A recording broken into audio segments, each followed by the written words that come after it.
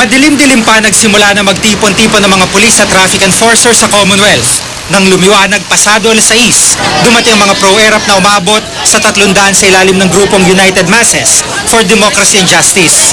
Maghihintay raw sila anuman ang hatol kay ERAP. Magkakasa na lang sila sa pamamagitan ng pagsasagawa ng kung ano man ang kanilang magagawa bilang pagsuporta at pagsalubong sa aming paniniwalang paglaya ni Pangulong ERAP. Kasama sa rally ang mga veterano na ng pag-aklas sa kalsada para kay ERAP. Nandun din ang dalawang ERAP lookalike.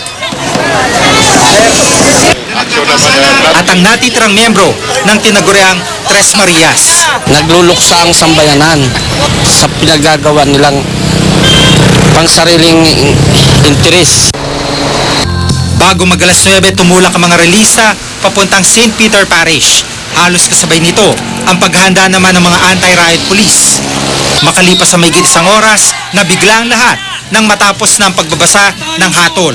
Napaiyak ang ilang pro-ERAP.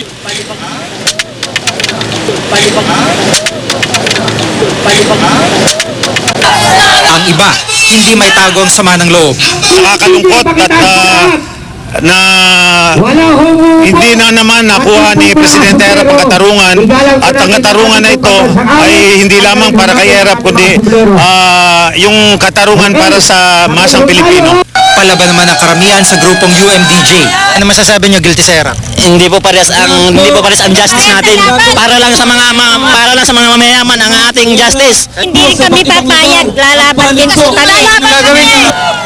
Pansamantalang nanatili sa Commonwealth ang mga ralisa hanggat hindi pa umalis sa Sandigan Bayan si ERAP. Pero nang marinig na nakalis na, ay isa-isa na rin silang nag-aalisan sa pwesto. Kasabay na ng panunumbalik sa normal ang daloy ng trapiko sa Commonwealth. We're expecting something worse than this, pero meron kaming best case scenario rin, and this is actually the best case scenario we're actually expecting. Giga Manika, Nakatutok, 24 Oras. Susunod